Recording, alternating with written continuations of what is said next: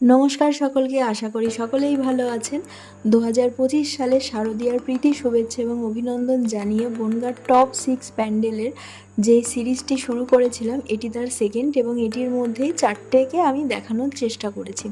এর আগে বনগাঁ এগিয়ে চলো এবং ঐক্য সম্মেলনের পর এবার দেখাতে চলেছি প্রতাপগড় স্পোর্টিং ক্লাব, যেটির মাঠটি খুব বড় এবং এদের বড় করেই প্যান্ডেল হয়। প্রত্যেকেই জানো, বৃষ্টি পড়ছিল কিন্তু তবুও কাজে কোনো ভাটা পড়েনি। প্রচণ্ড উৎসাহে এবং উদ্যমের সাথে প্যান্ডেল নির্মাণের কাজ চলছিল। এটি প্যান্ডেলের ভেতরকার অবস্থা।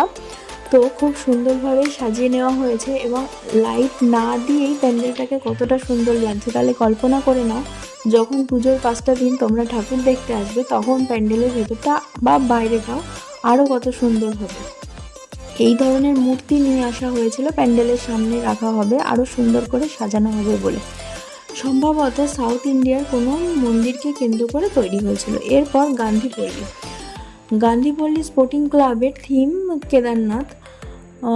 তো এই প্যান্ডেলটাকে দেখে আমার মনে হয়েছে অনেকটাই লাইটের ওপর বেস করে এটি সৌন্দর্য নির্ভর করবে, কিন্তু তবুও প্যান্ডেলের একটি ধারণা আমি দিয়ে রাখার চেষ্টা করলাম যে কেমন হয়েছে তোমরা একটু বুঝতে পারবে।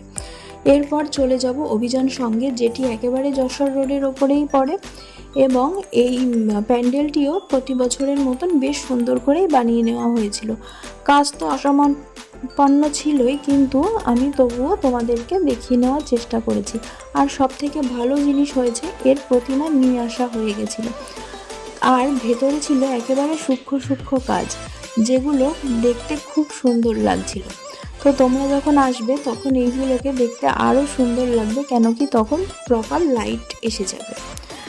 আর এখানে যেহেতু প্রতিমা নিয়ে আসা হয়েছিল, তো সেটিকে সেটিং করারও কাজ চলছিল। আর প্রথম ঠাকুর দেখেও আমার বেশ ভালো লাগলো। এবছরের প্রথম ঠাকুর দেখা আমার এটি। এরপর দুম করে চলে এসেছি আয়রন গেটের পুজো মণ্ডপের একেবারে ভেতরে। প্রতি বছরই এই সমস্ত মণ্ডপগুলোতে প্রচণ্ড ভিড় থাকে, তার জন্য এর ভেতর কাজের যে সূক্ষ্ম কাজগুলো সেগুলো দেখিয়ে নেওয়া হয় না। প্লাইউড আর শোলা দিয়ে এরা বানিয়েছে, খুব সুন্দর, আলো ছাড়াই এতটা সুন্দর লাগছে। তো এই ধরনের ভিডিও দেখতে তোমরা চ্যানেলটিকে সাবস্ক্রাইব করে বেল আইকনটি প্রেস করে দাও এবং ভালো লাগলে লাইক বাটনটি প্রেস করে দিও। এই হয়েছে প্যান্ডেলের বাইরের সিনারিও। তোমরা অবশ্যই কমেন্টে জানিও কেমন লাগলো এবং তোমরা কবে ঠাকুর দেখতে বেরোচ্ছ।